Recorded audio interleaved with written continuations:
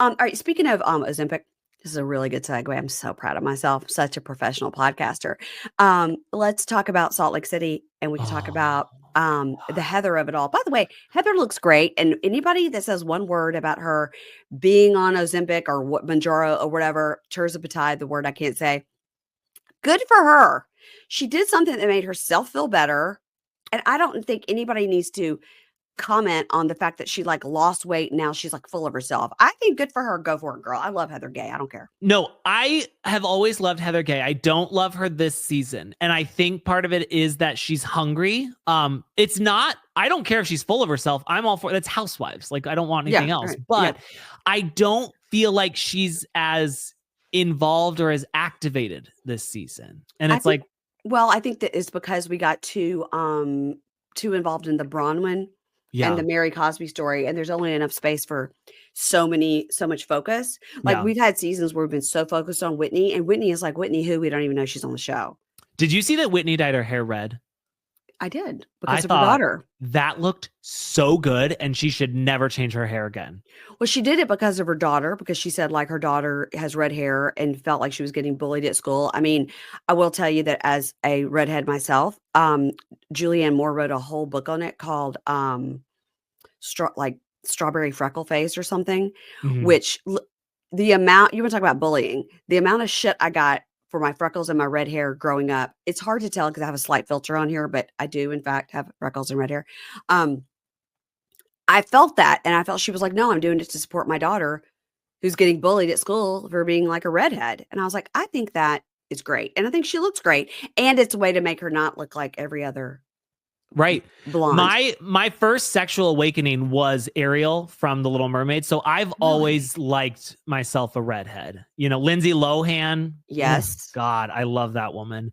Yeah. I usually either like redheads or black women. Like those are my like go-tos. Okay. All right. And your wife is neither. No, she's blonde. Yeah. But you could tell her if she really wants to crank it up to just throw in that Ariel wig. Yeah, not that red, but like that's where it started, you know? And when I saw Whitney come out with that red hair, I was like, don't change it. Don't change a thing because you look perfect. You were like Seth Marks thinking about her boobs. You were like all excited about it. Yeah. Yes, absolutely. Yeah. What did you think about this last episode? And Heather gives a speech about, you know, the world tears us down as women, and you know, we need to be this, and we need to be that, and we need to be there for each other. So what we should do is show each other the worst things we've ever said about each other to make it make sense. Well, it makes sense because I'm going to do this at every event I have from here on out. I thought to myself, you know, I've said horrible things about people, you know, like I have written some really mean things about people that I'm close with, people that I'm not close with. I love to screenshot things people do and then send it to friends. I thought to myself, you know, I feel like I could have picked something a little bit less bad than my worst of the worst. You know, when Angie had to read, or when Bronwyn had to read Angie's text about her and how she sucked her way to the top and she's with a man who's got one foot in the grave and the other on a banana peel. I thought, you know, you picked it yourself. You could have picked something a little lighter. Okay, here's a theory that I will go with. This is all contrived, and it was all of these things were too well written and too easily pulled up on the phone. Production told them beforehand, and production wrote it out for them. Now, they actually said these things, but they probably said it to production. And production's like, remember when you said this? Remember when you said this? And production wrote it out for them. And then they had a screenshot. They were able to show the screenshot. They did not give them their phone with their text messages. Right. Because then you would just be like, oh, swipe, scoop, doop. You would be like, I would immediately just be like, yeah. Oh, what else did you say? What else did you say? Yeah. So let me go to your camera roll. Yeah. Yes, totally. Delete it. I have to be finding it. Yeah. So I think that all of this they did, and the production said, here's the worst thing you've said. I'm going to write it out for you, screenshot, pretend it's this. Because Britney's was so stupid and she didn't, you know, so totally was set up, which is fine, made for great TV. But the fact that Whitney at the end tries to come in and be like, anyway, so this person came up and they said they were on their healing journey and blah, blah, blah, blah, blah, and they wanted to, fuck me and my husband and circle jerk. And what you're like, huh? This was Whitney's last ditch of like, oh, the season's over and I really haven't slapped my husband's ass with chocolate yet. Right. Like nobody like, I need to get something going here. Yeah. And it didn't land. And Lisa Barlow is a queen. Thoughts? Okay. First of all, when we went from reading such an awful text about Bronwyn, and then we went to Brittany, and she said that she would rather invite Bronwyn than Mary to tea. That was comedic genius. Like, that was a moment where it's like, Brittany doesn't even know she's funny because she's so stupid. And I appreciate that. I love that in a housewife. I think that Lisa Barlow, the thing with Lisa Barlow is, do I ever want her in my life?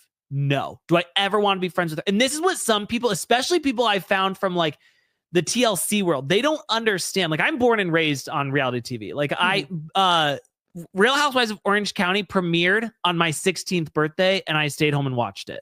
Like, that's the life that I live. Okay. And so, when, like, you love people because you hate them so much. Right. And well, like you said about Sister Wives, like, yes. Yeah. So Lisa Barlow is like, she cannot go anywhere. She cannot go anywhere. The way that she goes through life and thinks that like this is how the world works is beautiful. Like there's just the way that she talks about stuff. Like, I feel like Lisa Barlow is the kind of person who could turn any sort of situation into talking about herself, and that's beautiful. That's an art. Totally. I felt like Whitney. It's just, the thing is, I loved when Lisa said that Sean does circle jerks. I did like that moment. I thought that was fun. But I felt like Angie's boob is just fully popped out. Fully out. I loved that. And I would totally do a circle jerk with him if ever he wanted. Like, I think he's a good looking guy. He is. And I feel like he could also help me with my hair after, which I like when I can double dip. I like when someone's like, we can do two things together. We can circle jerk, and then you can give me a blow dry. Yes. And maybe a blow job as well. Yeah. But I feel like with Whitney, it's like we've already experimented with Lisa sleeping around. I wish it had been something better. Didn't land before. No. And not landing now. Like, if she had said like, someone told me that you like to peg John Barlow, immediately I believe that because she wears the pants in that relationship, and I could see that. And like, that would be a new fun twist for us. But it's like, all right, we've already heard, she has some boyfriend who's got whatever jazz tickets. And I've moved on from that. But I will say, she could have come up with something better. You're right. The meanest text of all was when Whitney had to read Heather's text about her and saying like, I carry her stupid Whitney Rose products, even though I've never carried one. And she's like, I was like, can you imagine? Like, I can't even read a like 3-star review on our podcast to sit there and just be like, he's a fat, ugly bitch, and I would be out of there so quickly. I know when I read things, and it happens a lot, and like, oh, that you had the wrong take on this, or I'm sick of hearing her voice, or she slurps her drink, or da da da, and I'm like, oh my God, I need to just quit. Yeah. I can't imagine being able to like, your husband hates you, your business sucks, your hair is ugly, and you've got cellulite. I'd be like, oh my God, all of that's true. It's like, I don't understand why it is like people always are like, oh, obviously like he's gay and his wife is his beard. And it's like, because I say I would do a circle jerk and maybe get blown by a guy, like, why would anybody think that? I don't know. It's stupid. The way people just kind of like connect these dots that are not connected is just wild to me. It makes no sense. Now, did you watch the season finale of RHONY? Oh, did I?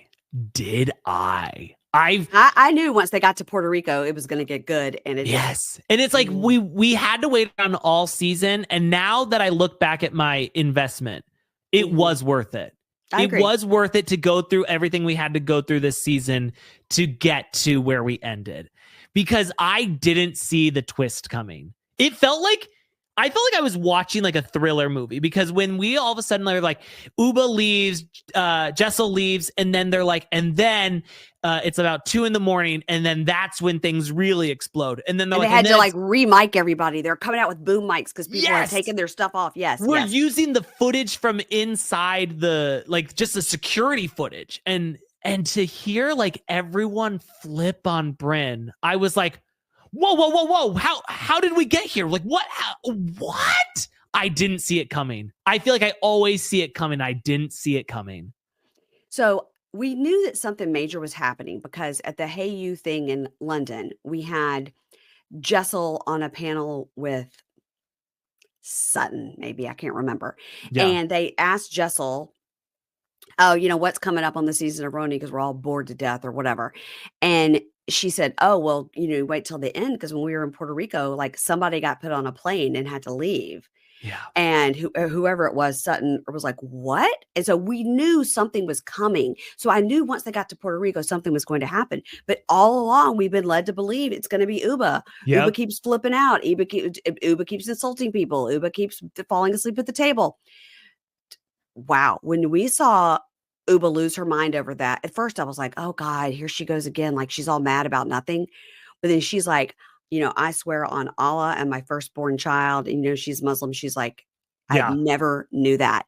And then to hear Bryn go, I don't know, maybe she didn't clock it when I said it. I was like, oh shit. I started getting nervous when Bryn in her confessional was rehashing the conversation for us. Mhm. And she made it sound like she I was like, did you breeze by it?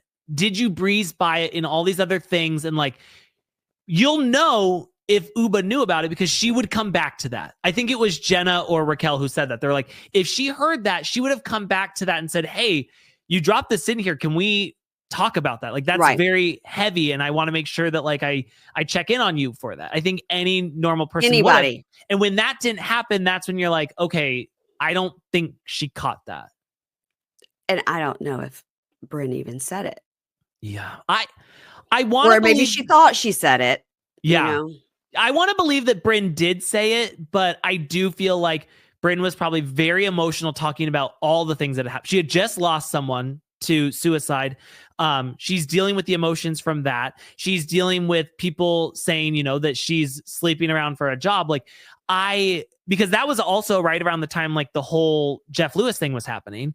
And so I get like being emotional and saying all this stuff and like just word vomit all over the place and throwing it in there. And I understand Uba also being in the position of like, you said a lot of stuff. I do not remember that. I do not remember that at all. And I think Bryn would have known if Uba knew it, because she would have come back to it. That didn't happen. Yeah. And I think all of the ladies saying, when we saw Uba's reaction, we knew she did not know. No matter what had happened the 3 days prior or whatever. And then the next morning with Bryn just like lounging on the couch with the producers being like, I guess we're going to go like horseback riding today. And that made me like, so uncomfortable. Like, what? And you guys were up till 2 a.m, 3 a.m, crying and fighting and screaming. And she's a bitch and she's a liar. Da, da, da. And now you're just like, bro, what time is the horseback riding? What? I was ready to fight Uba when Uba was like, you're a fucking bitch. And I'm like, okay, Uba, like, let's say that you forgot that she said that. That's still an inappropriate response to somebody who is saying that they've been through this situation. And then by the end, I was like, yeah, fuck you, Bryn. You're awful. Yeah. Like, I'm sorry, but it was. And I said that once we got to the couch and she's just like laughing and lounging. And I know Bryn has some serious trauma in her life. Yeah. Aside from what the rape that we were talking about, like there is so much trauma there. I do not know how she functions on a day-to-day basis, because just her childhood alone. Yeah. Yeah, I could not. I always say God gives his toughest battles to his strongest soldiers. And he knows I'm weak. Like he's like, I'm not going to give him too much, like he can't handle it. I feel like it's insane, the stuff that she's been through, but then to come the next day and not really have any sort of like accountability, not able to say like, Uba, I'm sorry, I feel like this was a lost in translation moment, like anything like that. It was wild. So the reunion's going to be pretty good. Oh yeah. And I'm here for it because I think that a lot of people gave up mid-season on RHONY. And I'm just like, if there's a Housewives on the TV, 9.5 times out of 10, I'm just going to watch it just because it's on TV. Yeah. Even the bad seasons, I'm like, all right, I'll get through it. I will say that since doing this job now, and I have to watch so much TV and take notes during it, Same. I feel like I don't have as much time for my Housewives, but I'm not going to miss, but it does. Sometimes I'm like, oh, I got to get that in, Well, I feel that way about a lot of stuff. So I watch all the Housewives and generally just make bullet point notes 10 minutes before I'm going to talk about it. Just like hit the high points because whoever I'm talking to will know what I'm talking about. And I have to take like detailed notes like you do for Sister Wives. I have to do for all the 90-day stuff. So Housewives to me is still, and like BravoCon and stuff like that is still to me. It's your pleasure. It's less work. Yes. More fun. I don't take any notes on Housewives ever because I don't need it. I'm like, it's here. I'm born and raised on this. I know how this all works. Like, that's fine. And it's my pleasure time. But it's like, I need to make more. Here's the thing.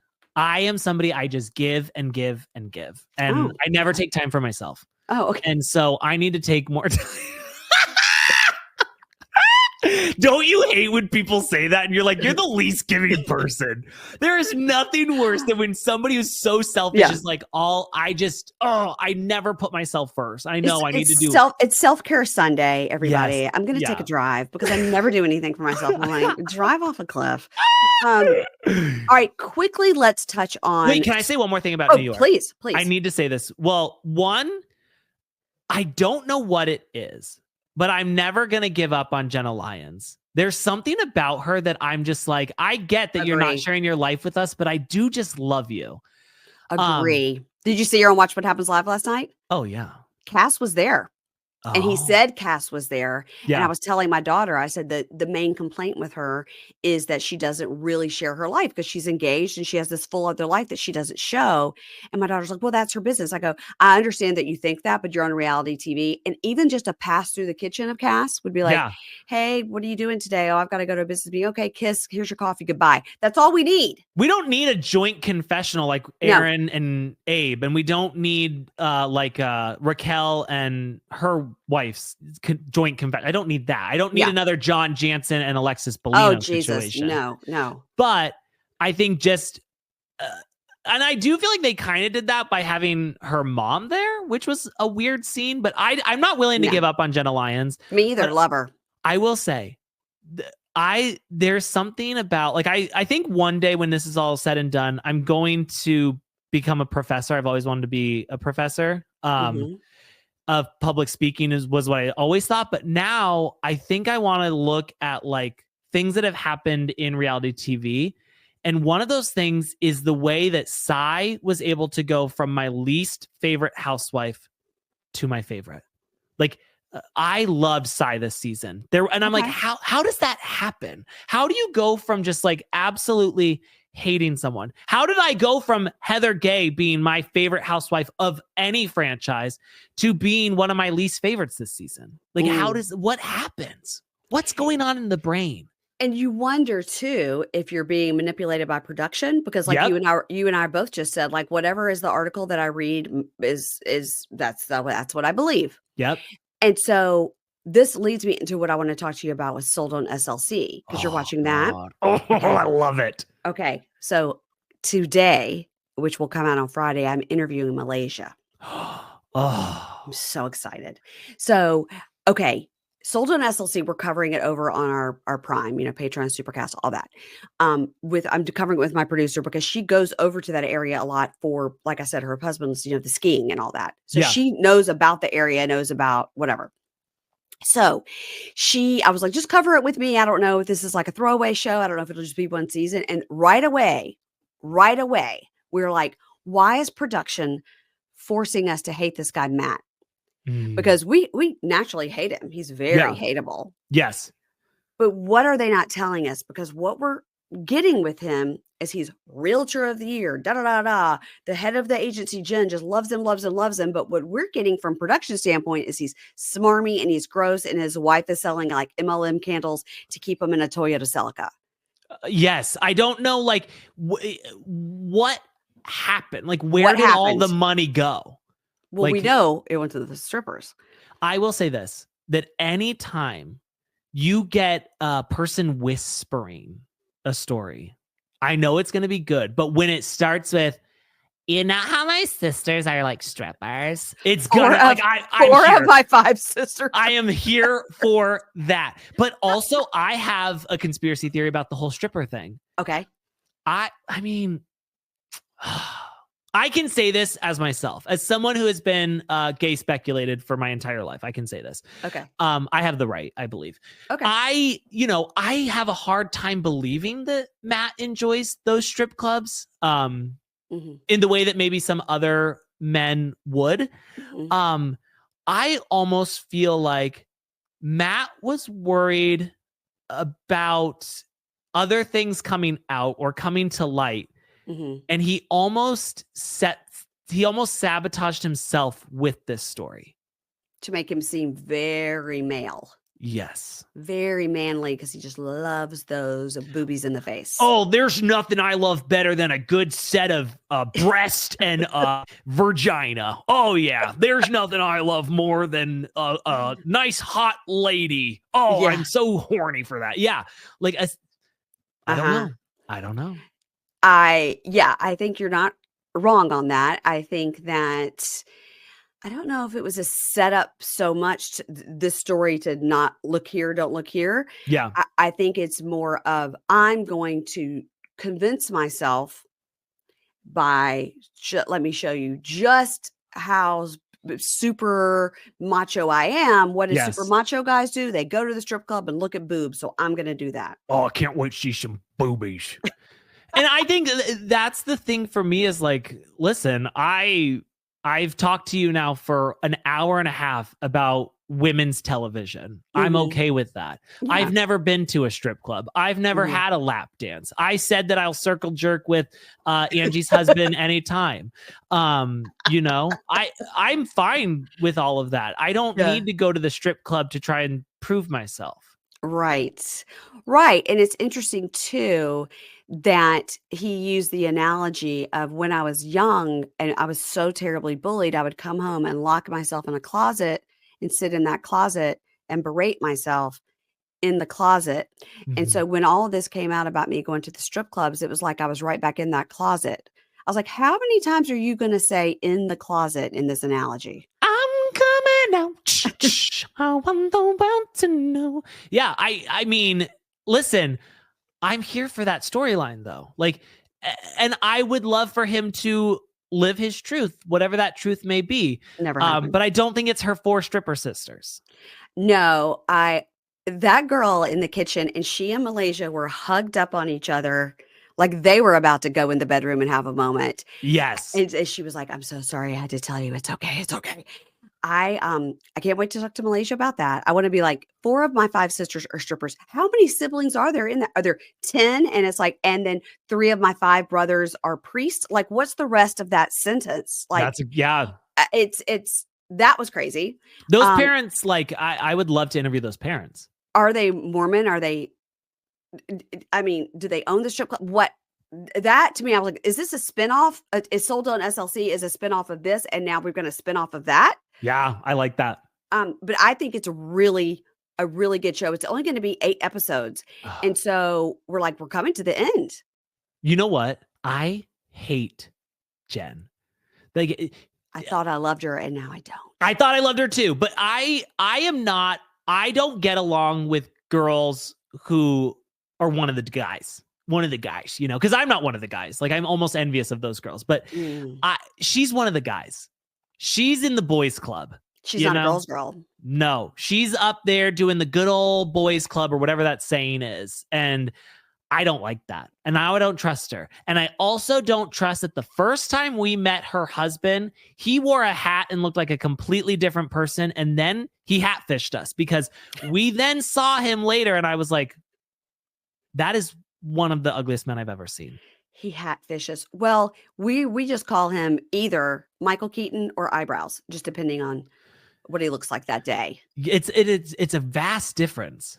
Yeah, and then you see the pictures of the two of them when they first met and stuff. Like, okay, I can see it. All right, they look equally matched and they're good looks, and then you're like, whoa, what happened? Who hurt What is him? the girl who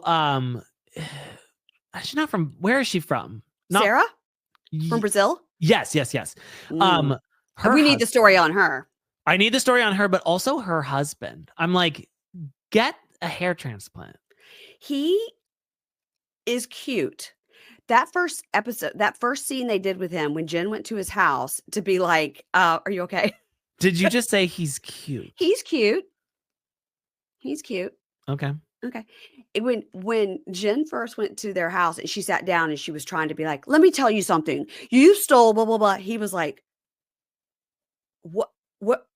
He was like, people are filming? What? Why are you in my house? He was like, I didn't sign up to be on the show. My wife's on the show. What? He was so upset that she was doing a TV show thing, coming in hot. Like, you stole two of my biggest earners, whatever. He's like, so, I just only work on the commercial side. And like, I'm the owner of the what? Here's my wife. She's on the show. He was so upset to be there. But how quick did he jump in when Green Dress Girl was like, 4 of my 5 sisters are strippers, and he was fucking one of my, and he's like, whoa, girl, give me the tea. He jumped right in.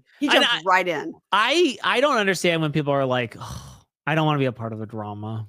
I've never said that. I've never said like, oh, I don't want to gossip. Me either. Do you listen to that podcast, Normal Gossip? No. Oh God. It's so probably good. Should. It's so good. It's just normal stories that people send in, and then she retells them about like normal gossip around the neighborhood. It's so great.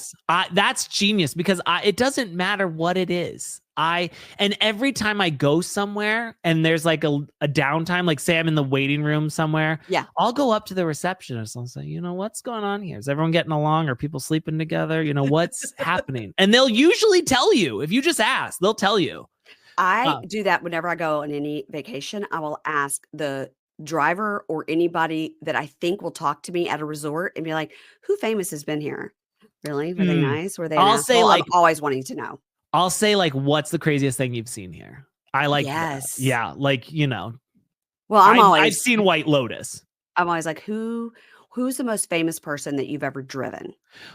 Yeah. Well, again, though, you are fancy. So you are like, I'm doing like an Uber share situation. So you're not in an Uber share. It's me, my wife, and our 2 kids just getting in an Uber share, a Prius. Just the children in the lap, just hoping for the best. There's no laws in Arizona, right? Oh yeah. We're staying at the Days Inn Motel 8. Let me ask you this. Okay, speaking of that, so last night on Beverly Hills, we'll quickly discuss this.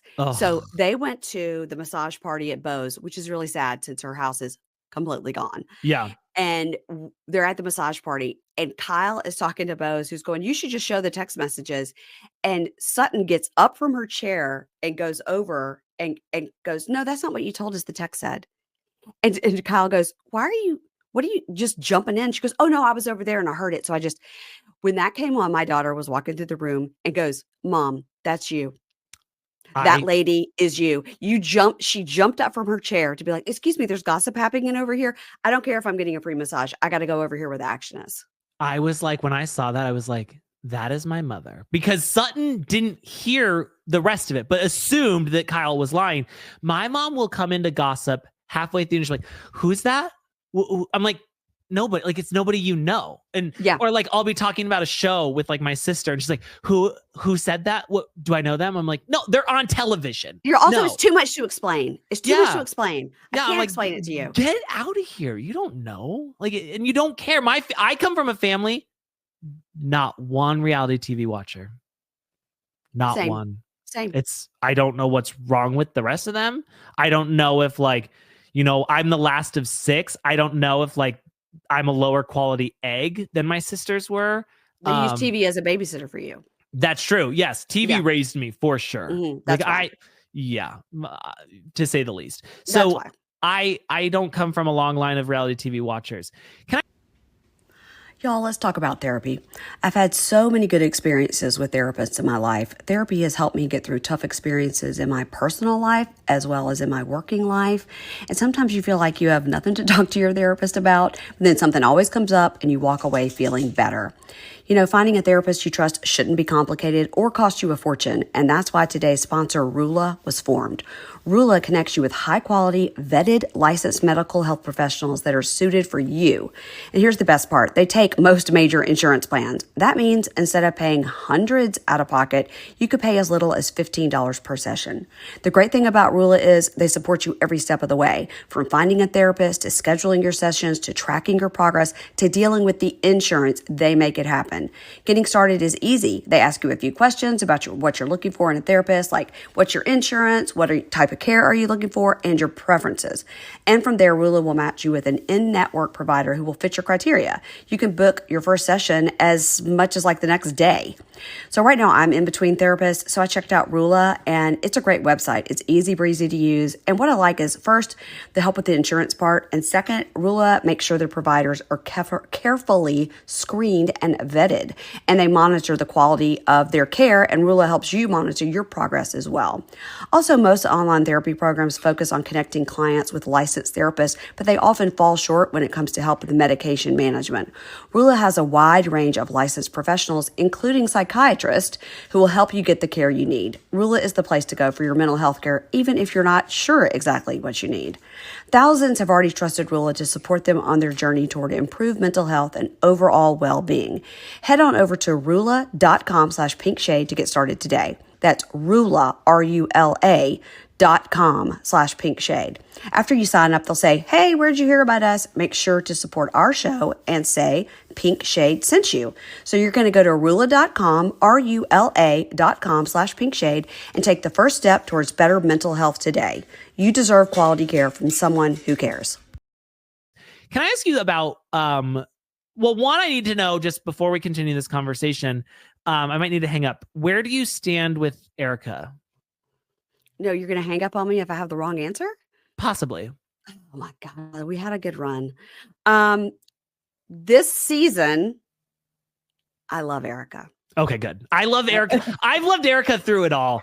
I have loved Erica through like stealing from the orphans and everything. I'm just like, you know what? She's fun. She's a good time. I love when she gets nasty. I love when she gets in that deep voice, like, you better shut the fuck up, son. Like, I love it. Erica can do no wrong in my eyes. But this season, I'm like, why is it that Beverly Hills always gets one tiny thing and it becomes the whole season? I feel like this text with PK is Puppygate all over again. It's Erica's panties or no panties all over again. Like, but what do you think? Okay, so when she at the massage party, when she read it and then she looked over and they panned back and showed the cameras and she said, "But I can't say it because of the cameras." So what she said in the text was, "Just to let you know, we're friends. I'm never going to repeat what you said. It'll stay between us." And then she said, "And I can't say the other part of it because it refers to something that happened in production." See, what does that mean? I think what she was saying was, I don't think she texted any of that, because Garcelle was like, if it involved production, you would have said that in the text. I think though what she means, I'm a Kyle apologist. Kyle's raised me. So I can forgive a lot of things that Kyle does. I felt like Kyle was like, I'm not going to go and gossip about this. I don't think it was like, you can tell me about, where you have all the money hidden and I won't tell Dorit. I won't tell Dorit about all the times you're cheating on her. I don't think it was anything like that. I don't think it was malicious.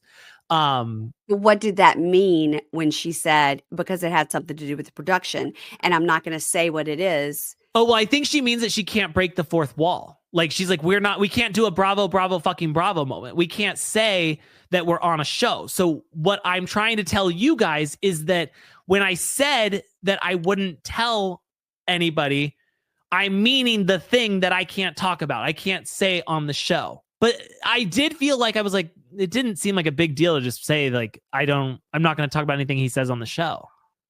But I feel like it's something that was said off camera, and she's like, "But now I'm not gonna talk about it in front of production because it was off camera and we had a conversation." Oh, And I think that's what she's saying, like, "I'm not gonna say it because of production." okay. Because it was they immediately go to Garcelle.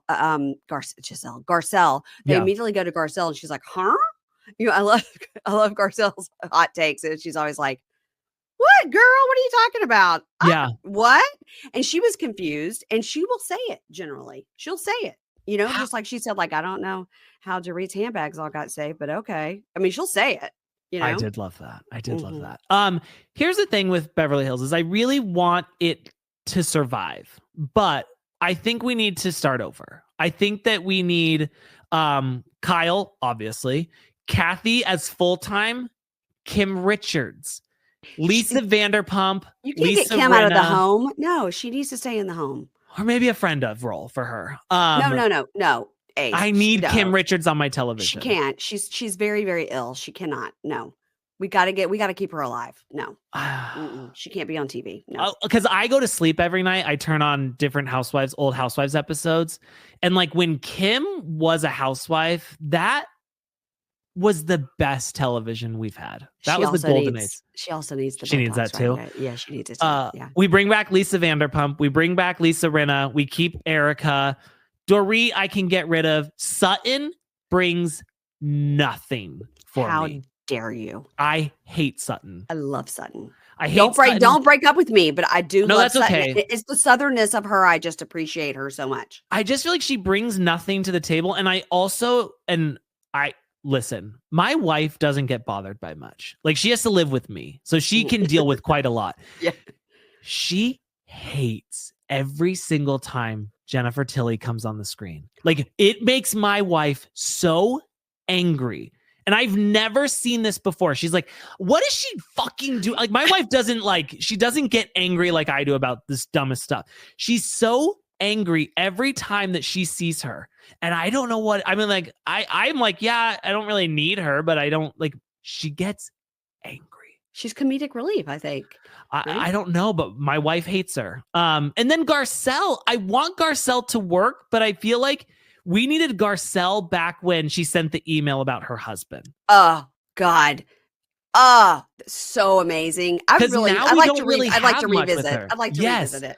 Yeah. And then here's my idea for Bose, because I actually like Bose, but she's off on another island from these women. Like they don't actually go together. I want Bose to lead Real Housewives of West Hollywood, where it's younger, sexier. It's more fun. Like I feel like Beverly Hills is, we're like older ladies over here, and I feel like Bose, she might be the same age as them, but she's 47. She's gorgeous, and she lives a different life than all of them. She's living more fun. She's doing more things like that. And I was like, let's start a new franchise, because I want her still, but I just need her over there because she's not friends with any of these women. So it's weird when she jumps in. I want her to jump in, but it doesn't make sense. It's when they bring somebody in and be like, this has been my friend for 10 years. And that makes sense. But it's just sort of like she's accomplished and lives in the area, so we're going to plop her in this show. Yes. Now, Dorit did the right thing. Like, oh, okay, well, nobody knows her. Well, she's going to be my friend. I mean, and Dorit was there as her +1 on Watch What Happens Live last night. Oh, God. Dorit was quick to slide in there. Yeah. And then we had Jessel and Cy in the audience as well. Wild to think of. And then we had Rob and Poverty at the bar. That was a big show. I was like, whoa, like who's behind them? Like pan out. Let's see who else is there. Jeez. But it's like, I've been saying this forever. If they brought Faye Resnick in as a full-time housewife, I would be fulfilled. I would be so fulfilled. I want to know everything about Faye Resnick. Faye Resnick. Oh, and Camille. Bring Camille back. Bring Camille. Bring Camille and Allison Dubois. Bring them back. Camille tried so hard on that one episode. She was like, oh, this is my scene. Okay, ready? I'm going to throw out the C word. I'm going to do this. I'm doing it. And Dorit's like, you don't want to fuck with me, sister? I've got nothing to lose right now. Nothing. And I've been calling for Dorit to go for some time. But in that moment, I was like, that and her smoking her cigarette in the car, I was like, keep her. She's a loose cannon. Last season, everybody's like, she's got to go. She Yeah. has to go. And I was like, she was like, oh, really? Well, guess what? I'm getting divorced. And I'm like, keeping her. And I felt the same way about Meredith this season. I was like, I feel like Meredith could go. She's not bringing much, but when she loses it in the van and then in the house, and she's just like, you can leave. That's the Meredith I need. I don't need Meredith Bar Mitzvah. I don't need that. No, I need this Meredith. That in the Sprinter van, because they had those GoPros set up everywhere. Yes. And she's like, whoa! And the camera, it's like a fisheye lens. It does her no favors whatsoever. It made her look so terrifying. And she's like, what's my line that everybody thinks is funny? Oh, you can leave. But I was like, how is she going to kick somebody out of a moving van? Like, what are we talking about? I love it. Her. Was wild. And Brittany filmed in the back of that seat going, oh, I just don't know how an iPhone works. And I love when Braun was like, okay, Steve Jobs. I was Don't touch Salt Lake. Only thing you could do is make Brittany full time, but otherwise leave it as is. Oh, she's just so unhinged. Here, I'll give you a fun fact that you'll really like. Okay. Okay. You're a little too young to really have like seen the Donnie and Marie show like I did. Like it was like a must-see TV on a Friday night. It would come on like at 7:00. Donnie and Marie. So but you know of it. Yes, I know of Donnie and Marie. Okay, and then they had their own show, and they were the breakout Osmonds. Of the 12 Osmond kids, they were like the most famous ones, right? Okay. Maurice is still out there hawking a Nutrisystem or whatever. So and he did Mulan. I saw on Broadway. Off Broadway. Well, I don't know where it was in accordance to location, but only reason I know is because he sings "Let's Get Down to Business," which is I sing all the time. Not on Big Brother. No.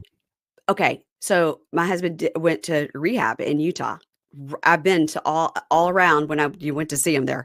And the place, it's called Cirque Lodge. And when you go and you open up the gates, they say DM because Cirque Lodge is Donnie and Marie's studio.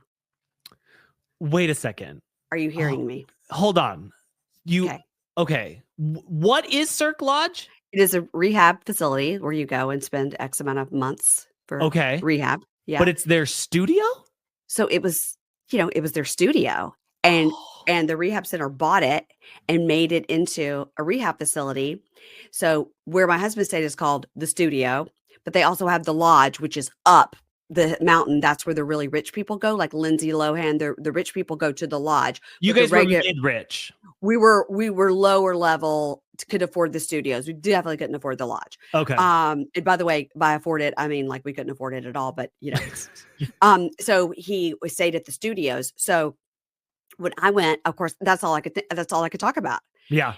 The sound stage where they're like, hey, we need you to do a family therapy session. You're like, okay, shut the fuck up. Where was Donnie? Where was Marie? That's what I need to know. Do you have a room where you have their outfits like the Smithsonian, their matching cowboy outfits and stuff they would do? No, they don't. And how do I get up there to where the celebrities are? Right. And like your husband would really like to talk to you about some childhood trauma. You're like, no, fuck off. I need some other stuff to do. Who, just like I do everywhere. Who's the most famous person that you've treated here? Yeah. The answer Did they tell you? No, but I already knew. I already knew Lindsay Lohan had been there. But I mean, everywhere. But she's probably been at a rehab right down the street from you. She's been several places. But what was so interesting, so you go into the place where they have this, was at the time, I don't know if it is now, like the country's largest rock climbing ropes course indoor facility. But it was the Donnie Marie studio. So that's why it's like the ceilings were so high. And it was so because it was like where they had the sound stage and the audience and everything, but it was all gutted out. And it was like an indoor ropes course. Oh, that is a fun fact. So I'm like, go in. I'm like, okay, picture this. You walk in, the stage is here. The seats are here. Where's backstage? And they're like, so what we're going to do is we're going to do like a experiential therapy today. And I was just like looking around, trying to picture it. And everybody's like, you're not taking this seriously. Your husband's like, I just feel like you don't really listen to me often. You're like, shut up. Seriously, I'm trying to figure this out. So when Lindsay Lohan was here, how long did she stay? But they would bring the rich, famous people down every day from the lodge, bring them down to the because everything had to happen, meals, everything happened at the studios because that was the big facility. But if you were really rich at night, you could go up and spend the night at the lodge. Oh, and you were allowed to have your phone. Oh, We have a place close to us. It's called the Meadows, where a lot of people go, Ooh. and that's where Raquel Leviss went from Ooh, Vanderpump Rules. yeah. Allegedly, yeah. She was there at one point. Then she moved in with like her grandma in Tucson or something. But I was like immediately, like as soon as Google Images became a thing, I was like looking at every picture of inside the Meadows I could, because I was like, what does it look like in rehab? You know, and it's not that nice there. No, it's but not. lots of celebrities go there, and I was like, oh, I thought it was going to be like, no, you have to make your nicer. bed, and you have to. They flip your room like every other day to make sure you're not hiding, contraband. And you get drug and pee tested every time you like go in and out, and like it's not nice. No, like you're in a room with like 3 other people, and it's not great. It's not supposed to be comfortable. You're supposed to be uncomfortable before you can get better. Let me tell you though, I'm in a room with 3 other people. I'm gonna get all their stories. I'm gonna be like, that's why you would be great on Big Brother. What can we do to make that happen for you, Ace? Let's bring it all back around. Well, one, I need to film a video. I started the application process, and they're like, oh, we need you to film like a 3-minute video of yourself talking. And I was like, oh, okay, I got to do that. And then I gave up. That is hilarious that you said that, because I can't tell you, there have been several times where there's like game shows or things, and Ingrid, my friend, who's also my producer, and I were like, we would kill it on that show. We've got to do it. And then we'll get through the whole thing. We've answered all the questions. Like, we definitely are stable enough to go on Pictionary or whatever the show is we're trying to get on. Yeah. And then it's like, so send us a 3-minute video of you in your kitchen doing it. I'm like, well, no, I'm not going to do that. I know. It's just like, I'm not going to set up a phone in my kitchen. Me? Like, just trust me when I say I'm going to be good at this. Yeah, no. It is what it is. Yeah, no, I would love to be able to go on Big Brother. I just don't necessarily have the work ethic. And then I do worry that when we get to the psych evals, I won't pass, which might get me booked. Like, they might be like, oh, you're going to fail at that. That'd be good. That's what they want. Okay, so then that's good. I think you'd also be good on Traitors. I got to be honest. Traitors, you got to be a celebrity. I'd have to go to like Australia to do Traitors.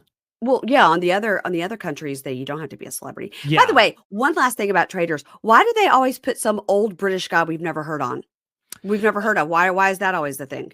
Well, I think because the show started with like British people, so they're like, let's try and get our British people over here. But yeah, I have no idea.